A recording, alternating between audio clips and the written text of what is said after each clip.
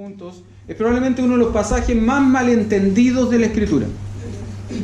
Y es un pasaje que da pie a mucha burla.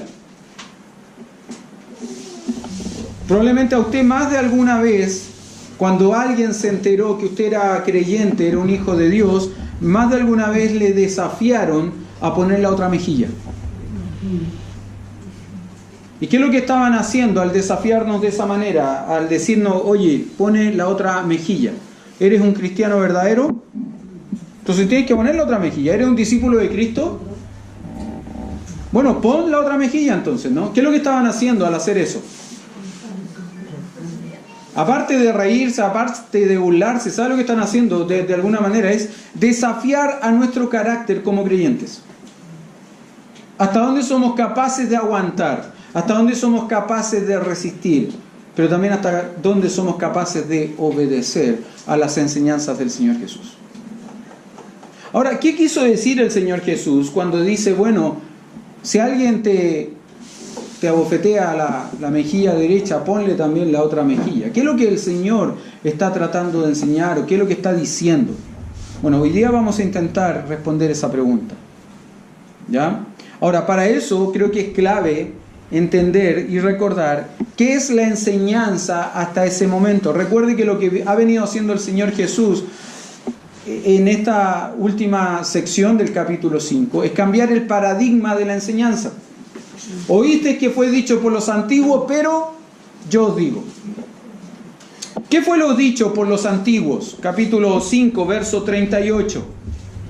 Oíste que fue dicho, ojo por ojo, diente por diente. ¿Qué era la aplicación? ¿Cómo se interpretaba este versículo? Mire, estamos trabajando dos personas en el campo. Y resulta que una de estas personas tuvo un descuido, ¿no es cierto? Y en ese descuido no se dio cuenta que la otra persona estaba detrás de él. Y levantó la herramienta, recuerde, está en el campo, levantó la herramienta para, picotear la tierra. Gracias. Y resulta que al levantar la herramienta para picotear la tierra, le pinchó un ojo al que estaba atrás. Pero él no se dio cuenta que esa persona estaba atrás. Y producto de eso, el que estaba atrás perdió el ojo. Entonces, ¿qué decía la ley? Bueno, fuiste descuidado en tu trabajo, le sacaste un ojo a tu compañero. ¿Cuál ojo fue? El derecho. Perfecto, ven acá para que te saquemos el ojo derecho. Fuiste descuidado y le pegaste un palazo sin darte cuenta en la boca y le volaste la mitad de los dientes. Bueno, ven acá que te vamos a sacar la misma cantidad y los mismos dientes. Mataste a alguien. Ven acá que te vamos a matar. Y esto que había nacido como una ley en un sentido restrictiva, el Señor Jesús, cuando hace mención a este versículo, está haciendo mención a una ley que se encuentra al menos en Éxodo, Levítico y en Deuteronomio. Ahora, él puntualmente está haciendo referencia a Éxodo 21. Mire, vaya conmigo un momento a Éxodo 21. Hermano, perdone que vaya rápido, pero como me dijeron que tengo poco tiempo de grabación, tengo que hacerlo rápido, ¿no? Después usted le agradece a Nicolás. Éxodo 21, verso 2 en adelante, dice así: el que hiere a alguno haciéndole así morir, él morirá. Mas el que no pretendía herirlo, sino que Dios lo puso en sus manos, entonces yo te señalaré lugar al cual ha de huir. Pero si alguno se ensoberbeciere contra su prójimo y lo matare con alevosía, de mi altar lo quitarás para que muera. El que hiere a su padre o a su madre, morirá. Asimismo, el que robare una persona y la vendiere, o si fuere hallada en sus manos, morirá. Igualmente, el que maldijera a su padre o a su madre, morirá. Cuidado, hijos. Maldecir, herir a los padres. Recuerde, esto es un paréntesis, ¿no? Hijos, recuerden que el mandato de honrar a padre y madre sigue vigente. Sigue vigente. Además, si algunos riñeren y uno hiriere a su prójimo con piedra o con puño, y este no muriere pero cayera en cama, Si se levantare y anduviere fuera sobre su báculo, entonces será absuelto. El que le hirió solamente lo satisfará por lo que estuvo sin trabajar y hará que le curen. Y si alguno hiere a su siervo o a su sierva con palo y muriere bajo su mano, será castigado. Mas si sobreviviere por un día o dos, no será castigado porque es de su propiedad. Si algunos riñeren e hirieren a mujer embarazada y ésta abortare, pero sin haber muerte, serán penados conforme a lo que impusiere el marido de la mujer y juzgado por los jueces.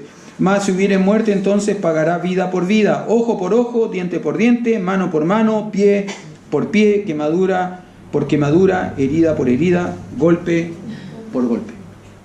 Hermano, esto parece drástico, ¿no? Pareciera incluso hasta un poco exagerado. Pero quiero decirle esto nació como una ley restrictiva. ¿Cuál era el propósito de esta ley? Primero, un detalle interesante, la ley no era puesta en manos de un hombre. La ley no es puesta en manos de un hombre, es puesta en manos de una nación. Recuerde que la nación de Israel nace a partir de una familia que luego se constituye en 12 tribus y esas 12 tribus vienen a conformar una gran nación. La ley fue puesta en manos de una nación, no en manos de un hombre. Porque si la ley era puesta en manos de un hombre, probablemente la nación nunca hubiese llegado a ser lo grande que fue. ¿Por qué razón? Porque en el afán de venganza que se esconde tras el afán de una justicia justa, muchos hubiesen ido por ahí castigando más allá de lo que correspondía. Me dañaste, me dejaste un mes en cama, yo te voy a dañar y te voy a dejar 2 meses en cama. Pero si se me pasa la mano y te mato, entonces la familia afectada con el asesinado podría venir por mí, ¿no? Entonces, si venían por mí, como yo fui ofendido al principio, entonces mi familia podría ir en busca de venganza con la otra familia. ¿Y eso sería un cuento de qué? Nunca acabar, nunca terminar. Esto nació como una ley restrictiva donde al pueblo se le está enseñando y se le está diciendo, mire, el castigo tiene que ser justo, tiene que ser equivalente a la falta. Pero en el tiempo, esta ley se volvió en algo vengativo. Se volvió en algo donde el hombre, en este mal sentido de justicia, exigía de personas que habían ofendido, que habían dañado a otro, exigía castigos equitativos, que era interesante. En ningún caso reparaban al ofendido. ¿Usted cree que sacarle el ojo a un hombre, porque ese hombre descuidadamente le sacó el ojo a otro, le iba a restituir el ojo al que lo había perdido primero? ¿Cómo? Al final los dos iban a ir por la vida tuertos, ¿no? Es que esa es la verdad, hermano. Suena chistoso, suena gracioso, pero en tiempo del Señor Jesús pasaba eso. ¿Por qué? Porque la ley, esta mala interpretación de la ley, se había vuelto en una excusa vengativa. ¿Sabe lo triste? Que hoy por hoy las cosas no han cambiado. Hoy por hoy, lamentablemente, las cosas no han cambiado. Este hermano pecó y dañó a este otro hermano. Justicia con él. Disciplina, castigo, hay que darle, hay que darle, hay que darle. ¿Y cuándo reparamos al afectado? ¿Y cuándo restituimos al que afectó? ¿Cuándo? Lamentablemente pasan los años, han pasado los siglos, la historia no ha cambiado.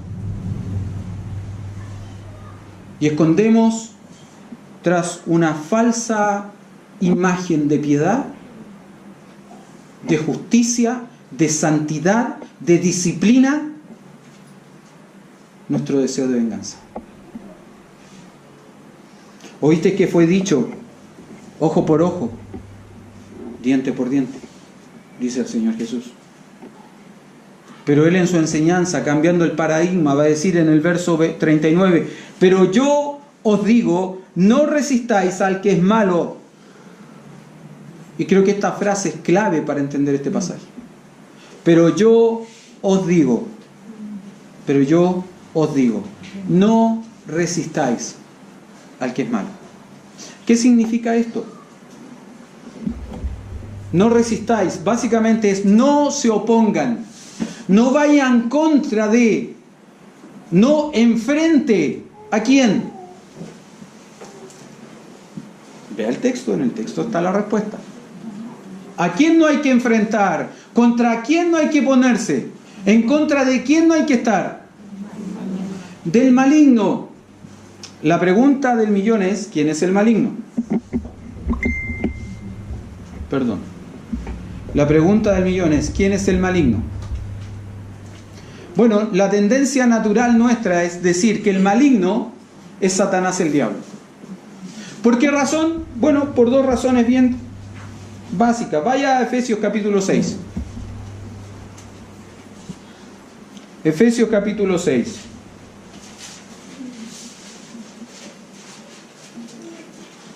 Verso 16 dice, cuando está hablando de la armadura del creyente, ¿verdad? Y en el verso 16 dice, sobre todo tomad el escudo de la fe, con que podáis apagar todos los dardos de fuego, ¿de quién? Del maligno. Entonces ahí entendemos, el maligno es Satanás, entonces nosotros tenemos que tomar todo el escudo de la fe para apagar los dardos de fuego que nos manda el maligno. Maligno aquí es Satanás, y como la palabra maligno acá, con la palabra malo en Mateo capítulo 5, verso 39, en el original es la misma palabra, entonces Satanás. Ahora, si usted se fija, por ejemplo, en Efesios capítulo 5, verso 16, dice, aprovechando bien el tiempo porque los días son malos. ¿Se acuerdan que cuando estudiamos este pasaje en Efesios, dijimos que los días son malos no porque haya un mal clima, no porque hoy día amaneció nublado y mañana está soleado, no es que los días sean así de malos, no, sino que son malos porque están bajo el dominio del maligno, que es Satanás el diablo, ¿verdad? Bueno, aquí la palabra malo es la misma palabra en el original que se utiliza en Mateo capítulo 5, verso 39. Entonces, nuestra tendencia natural sería pensar que nosotros no debemos oponernos ¿a quién? Al maligno. ¿Y quién sería el maligno entonces? Satanás el diablo, ¿verdad? ¿Sí? Entonces, ¿por qué Pedro nos dice que debemos resistir al diablo? ¿Y él huirá de nosotros? Sería contradictorio, ¿no? ¿Por qué por un lado se me dice que no lo resista, que no me oponga, y por otro lado se me dice hazlo, y él va a huir? Él va a huir de ti. ¿No es cierto? Bueno, quiero decirle esto. Por el contexto del pasaje que estamos leyendo en Mateo, hermano, el maligno acá, creo sinceramente, no es Satanás, sino que son personas, individuos. La palabra se puede utilizar tanto para personas como para cosas. Pero creo sinceramente que en este contexto el malo son personas. Ahora, buscando en un diccionario, estuve investigando un poco, aprendiendo un poco, y la idea acá es, no resistáis, pero yo digo, no resistáis al que es malo. ¿Por qué razón? Porque no vas a sacar nada. Te vas a desgastar en una pelea, en una discusión que no te va a llevar a ningún lugar. No vas a lograr nada bueno de eso. Muy por el contrario, podrías generar o podrías lograr algo peor todavía. Ahora es interesante, fíjese lo que dice el Señor Jesús. Pero yo os digo, no resistáis al que es malo. Antes, a cualquiera que te hiere en la mejilla derecha, vuelve también la otra, o sea, la izquierda. Y al que quiera ponerte a pleito y quitarte la túnica, déjale también la capa. Y a cualquiera que te obligue a llevar la carga por 1 milla, ve con él 2. Y al que te pida, dale. Y al que quiera tomar de ti prestado, no lo rehuses. No sé si usted logra notar, pero cada una de estas cosas afecta en algún sentido un área de lo que nosotros llamamos como nuestros derechos personales. A ninguno de nosotros nos gusta que nos maltraten, ¿no? ¿O a usted le gusta que lo maltraten? ¿Usted es medio masoquista? ¿No? ¿Le gusta que le peguen? Yo me acuerdo que estaba en campamento en Palabra de Vida, siendo alumno. Y era típico que allá evaluábamos, al finalizar el día, evaluábamos el día con los equipantes, ¿no? Y en función de la conducta de los equipantes, hacíamos juicio. ¿Te ríes, Leo? ¿En tu época también hacían juicio? ¿Sí? A veces. Cha-cha. Siempre el veredicto del juicio, o ¿cómo se llama? El castigo del juicio era cha-cha. ¿Qué es lo que era cha-cha? Agarrar chalas, las pantinas, las chalitas, las hawaianas, y darle una cierta cantidad en el trasero al culpable. Y era un juicio con todo, ¿no? Había un juez, un abogado acusador, un abogado defensor. Lo interesante es que el abogado defensor siempre se declaraba incompetente y declaraba culpable a su defendido. Siempre. Era bien particular la forma en que sucedía esto. Pero había uno en particular que era medio masoquista. Y todos los días se mandaba una. Todos los días llegaba a juicio. Y yo creo que lo que más le molestaba al juez, que siempre rotaba, a mí más de alguna vez me tocó ser juez, más de alguna vez me tocó ser fiscal, y más de alguna vez me tocó ser abogado defensor. Lo que más le molestaba al juez es que él siempre se estaba riendo. Yo no sé si era una risa nerviosa o qué, porque sabía lo que venía, pero siempre le decían, si te sigues riendo te vamos a dar una más. Y él se reía. Oye, te vamos a dar una más. Y se volvía a reír. Y al final lo acumulaba por la risa, ¿no? Era medio masoquista. Yo creo que a ninguno de nosotros nos gusta que nos traten así. Todos estos pasajes, o todo este pasaje, todo esto que tiene que ver acá, son cosas que nosotros llamamos derechos personales. A nosotros no nos gusta que nos maltraten. No nos gusta que nos quiten nuestras cosas. No nos gusta que abusen de nosotros, exigiéndonos cosas que otro podría hacer. No nos gusta. No nos gusta que tomen de nosotros lo nuestro y no lo devuelvan. Mire, si usted va a mi oficina, ¿te has visto mi oficina, no? Estoy orgulloso de mi oficina, me gusta mi oficina, me gusta pasar tiempo ahí. Si usted va ahí y toma un libro, y usted lo mira, usted se dará cuenta que todos los libros tienen un sticker con mi nombre, mi dirección, mi teléfono, mi correo electrónico. Tiene un propósito eso. ¿Sabe cuál es, no? Que si por ahí usted llegase a tomar prestado un libro mío y se le llega a olvidar de quién era el libro para devolverlo, pueda abrir la tapa y ver de quién era para que lo traiga de vuelta. Yo no tengo problema en prestar mis libros, siempre y cuando me los devuelvan. Yo creo que ninguno de nosotros tiene problema en prestar sus libros, siempre y cuando se los devuelvan. Derechos personales. Pero fíjese cómo enseña el Señor Jesús. No resistáis al malo. Porque el malo probablemente más de una vez va a venir y te va a dar una bofetada en la mejilla derecha. Bueno, ponle la izquierda también. Si eso te sirve para evitar un conflicto mayor, ponle la izquierda. ¿Quiere tomar de ti tu capa? Dásela. Si eso te sirve para evitar un problema mayor, hazlo. ¿Te quieren llevar a cargar una milla, una carga? Llévala 2. Si eso te ayuda a evitar un conflicto, un problema mayor, hazlo. Es que eso es injusto, pastor. Sí, es verdad, es injusto. Eso es injusto. Pero ¿cuántas veces hemos escuchado de historias de que pequeños conflictos que se pudieron evitar con una pequeña buena acción o actitud derivaron en grandes tragedias? En grandes tragedias, porque personas no fueron capaces de postergarse a sí mismos en favor de otro. ¿Cuántos crímenes se han cometido por no agachar el moño? Me encontré hace un tiempo con una persona que iba a ir a pelear con otro porque no lograron ponerse de acuerdo sus padres respecto de un testimonio de la historia, de una historia en particular. Pero no, que yo tengo que ir a defender a mis padres porque mis padres no están solos. Y si eso generaba un conflicto mucho mayor, una pelea, una discusión muchísimo más grande, quizás ¿dónde terminaba esa pelea? Este pasaje es mal entendido por eso. Este pasaje lamentablemente es mal entendido por eso. Hermano, no resista al que es malo. Ahora, quiero decirle algo, es interesante, pero la palabra malo ahí se puede traducir como perverso. Perverso.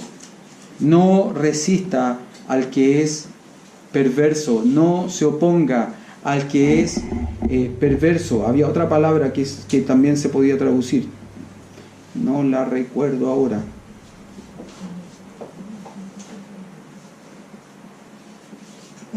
No la recuerdo, lo siento, pero una era perverso, depravado, eso era.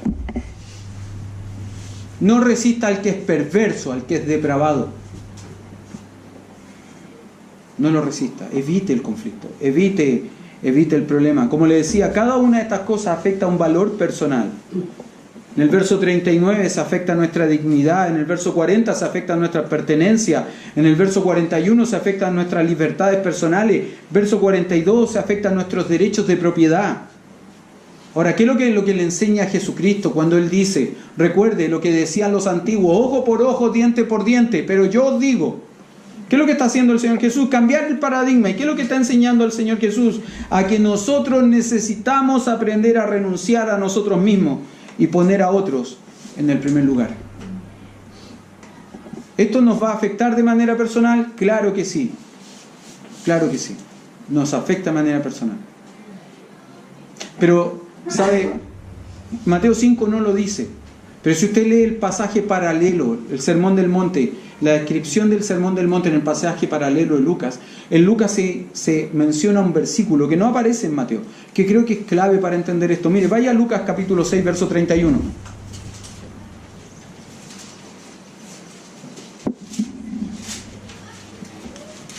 Lucas 6, 31 dice, y como queréis que hagan los hombres con vosotros, así también haced vosotros con ellos. Si tú quieres que te traten violentamente, trata violentamente a las personas. Pero si tú quieres que te traten amablemente, trata amablemente a las personas. Esto me recuerda a lo que otras veces he enseñado, lo que otras veces he predicado, cuando les he mencionado que nosotros necesitamos seguir la verdad en amor. Porque verdad con amor es misericordia, pero verdad sin amor es juicio. Y muchas veces nosotros predicamos juicio y esperamos del auditorio misericordia. Nunca recibiremos de nadie misericordia si lo único que hacemos es juzgar a la gente. Por circunstancias que han ocurrido últimamente, sé que personas han dicho de mí, ¿quién es él? ¿Quién lo constituyó un juez para juzgar ciertas cosas? Bueno, yo simplemente soy el pastor de esta iglesia. Y como pastor de esta iglesia debo velar por la santidad de esta iglesia. Y si he tenido que tomar decisiones dolorosas, que quiero que sepa una cosa, me han dolido más a mí que quizás a cualquier otra persona, es porque tengo que velar por la santidad de esta iglesia y un día voy a dar cuentas delante del Señor por la santidad de esta iglesia. No soy juez, no quiero ponerme en la posición de juez de nadie, pero he tenido que tomar decisiones dolorosas. Pero tampoco he querido que esas decisiones que he tenido que tomar y que han sido dolorosas sean tomadas sin misericordia. ¿Me han dolido? Sí. Pero he tratado de ser lo más misericordioso posible en la aplicación de las decisiones que he tenido que tomar. No las he tomado solo, he buscado ayuda, he buscado consejo. Y no voy a decir a quién, para que no juzguen a esas personas también, ¿no? Pero he buscado consejo. Pero el responsable de las decisiones finales siempre voy a ser yo. no usted, porque usted no rendirá cuenta delante del Señor por esta iglesia. El que rendirá cuenta delante del Señor por esta iglesia soy yo. Solo hago esta aclaración, este paréntesis, para entender algo, ¿no? Yo espero de otros el trato que yo le doy a esos otros. Eso es lo que enseña el Señor Jesús. Y como queréis que hagan los hombres con vosotros, así también haced vosotros con ellos. Así también. No voy a esconder el pecado, no voy a ocultar el pecado, pero tampoco voy a esconder las buenas acciones ni las buenas cosas, ni las voy a ocultar. Voy a enfrentar el pecado, voy a alabar las buenas acciones, las buenas cosas. Sigue el texto, verso 43. Oísteis que fue dicho, amarás a tu prójimo y aborrecerás a tu enemigo. Mire qué interesante. Mire qué interesante este texto, verso 44. Amad a vuestros enemigos. 43. Amarás a tu prójimo y aborrecerás a tu enemigo. Y esta de nuevo es una mala interpretación de la ley. Levítico capítulo 19, verso 18 dice, amarás a tu prójimo. Es una cita textual de Levítico capítulo 19, verso 18. Pero si usted lee Levítico 19, 18, en ninguna parte dice que debe aborrecer al enemigo. Solo dice que debes amar a tu prójimo, no que debes aborrecer al enemigo. Y esto es una mala práctica, es una mala enseñanza, hermano, de los antiguos. ¿Quién eran los antiguos? El sistema religioso, ¿no? Fariseos y escribas. ¿Qué es lo que decían ellos? Bueno, si Dios me manda a amar a mi prójimo, ¿no es cierto? Al que yo quiero, al que me ama, si me manda a amar a mi amigo, entonces tácitamente, ¿qué es lo que me está permitiendo hacer? ¿Usted sabe lo que es tácito, no? Es una verdad que se infiere, que no está presente en la enseñanza, pero se infiere. Es como que dijésemos esto, ¿no? Él me regaló un vaso de agua fría. Él es el sujeto, ¿no? En la oración. Ahora, si estamos dos personas solamente y yo estoy bebiendo un vaso de agua fría y yo le digo a Haroldo, me regaló un vaso de agua fría. Haroldo, ¿qué infiere? Que la persona que me acompaña es quien me regaló el vaso de agua fría, ¿no es cierto? Eso se llama un sujeto tácito, no está presente en la oración. Se infiere, ¿no es cierto? Se deduce, se concluye. Bueno, los fariseos y los escribas deducían que si Dios me manda a amar a mi prójimo, entonces tácitamente me permitía repudiar, rechazar, menospreciar a mi enemigo. Pero la ley nunca ha dicho eso. Nunca lo dijo. Entonces el Señor Jesús, de nuevo enseñando, cambiando paradigmas, ¿qué es lo que va a decir? Oíste que fue dicho, amarás a tu prójimo y aborrecerás a tu enemigo, pero yo os digo, amad a vuestros enemigos, bendecid a los que os maldicen, haced bien a los que os aborrecen, llorad por los que os ultrajan y os persiguen. Totalmente opuesto a lo que se ha enseñado hasta ese momento. Amad, es interesante, la palabra amad aquí es agapao, que es el tipo de amor de Dios, amor ágape. No amen como ustedes pueden amar, no amen con sus fuerzas, amen más allá de sus fuerzas, amen como Dios ama. ¿A quién? ¿A quién deben amar más allá de sus fuerzas? A nuestros enemigos. ¿Eso es natural para nosotros? No. Nos cuesta amar al amigo. Imagínense, amar al enemigo. Bendecid. La palabra bendecida aquí es hablen bien. Digan bien, hablen bien. ¿Saben de quién? Note, ¿de quién hay que hablar bien? Bendecid a los que os maldicen. O sea, hablen bien de aquellas personas que de ustedes hablan mal. Elógienlos. Haced bien, actúen con un corazón bueno y puro. Actúen bien, haced bien a aquellos que os aborrecen. Actúen de buena manera con quienes actúan de mala manera con ustedes. Por último, orad por quienes os ultrajan y os persiguen. Y sabe que es interesante. Usted sabe que todas las religiones le piden a su deidad, ¿no? Todas las religiones van a ir delante de su deidad pidiéndole cosas. ¿Sabe que la palabra que utiliza el Señor Jesús aquí cuando dice orad es única y exclusivamente aplicable a Dios, al Dios vivo y verdadero? ¿Sabe lo que el Señor Jesús está diciendo aquí? Oren, intercedan, pidan delante de Dios, del Dios vivo y verdadero. No pidan imprecatoriamente. Señor, mándale un rayo, como la cumbia. Que te pise un carro, que te mate un rayo, que te parte un tren. No ore de esa manera. Pídale al Señor de buena manera, pídale lo que es bueno, lo que es correcto. Pídale al Señor, al Dios vivo y verdadero. ¿Por quién? ¿Por quién debemos pedir? Por quienes nos ultrajan y nos persiguen. ¿Se da cuenta el cambio de paradigma de parte del Señor Jesús en este pasaje? De ahí que creo que está lindo el versículo, el título del capítulo. El amor hacia los enemigos. El amor hacia los enemigos. Luego el Señor Jesús, verso 45, dice que cuando nosotros hacemos esto, ¿qué cosa? Ponerle la mejilla izquierda a quien nos abofetea en la mejilla derecha. A aquel que nos quiere poner a pleito y quitarnos la túnica, dejarle también la capa. A aquel que nos obliga a llevar una carga por 1 milla, llevársela 2.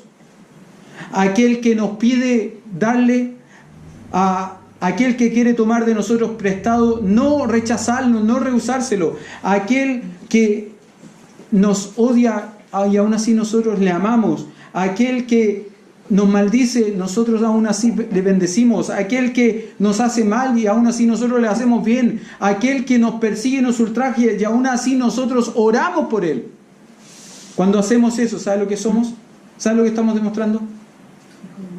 Que somos hijos de nuestro Padre que está en los cielos, que no discrimina, que no hace acepción de personas y que hace salir su sol sobre buenos y malos, sobre justos e injustos.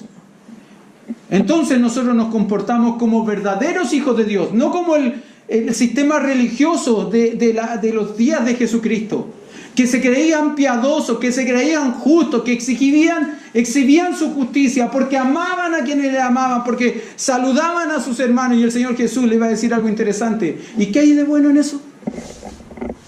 ¿Qué hay de sorprendente? ¿Qué hay de gravitante? ¿Qué hay de grande en todo eso? Si los publicanos también aman a quienes les aman. Y los gentiles también saludan a sus hermanos. ¿Qué hay de bueno en eso? ¿Qué hay de extraordinario? Ustedes que se jactan de su justicia, ustedes que se jactan de su piedad, hacen exactamente igual que aquellos a quienes ustedes menosprecian, publicanos y gentiles. No hacen nada más. ¿Cuál es tu gran justicia? Sin embargo, cuando hacemos todo aquello que el Señor Jesús nos ha dicho que hagamos, amar, bendecir, orar, todo lo que el Señor nos ha pedido que hagamos, ¿sabe lo que estamos haciendo? Estamos siendo perfectos, como nuestro Padre Celestial es perfecto. Termina el pasaje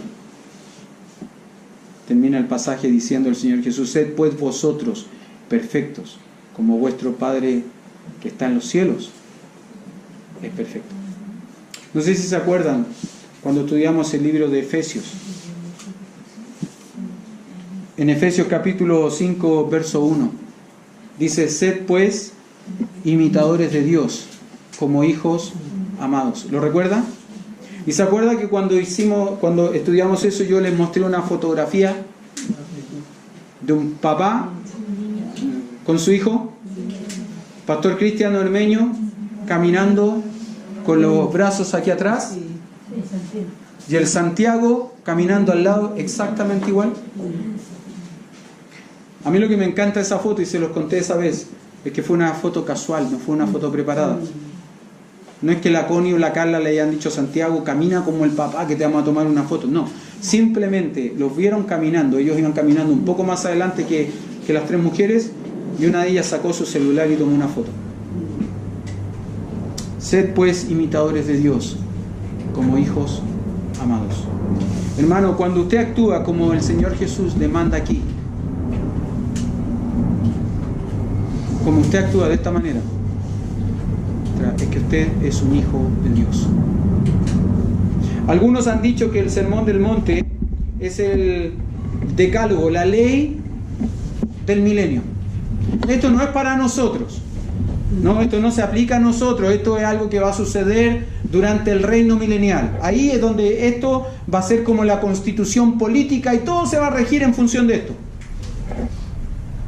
Si bien es cierto, yo creo que es verdad que durante el reino milenial nos vamos a regir de acuerdo a las enseñanzas de este sermón, creo también que las enseñanzas de este sermón son aplicables a nuestra vida diaria hoy como hijos de Dios.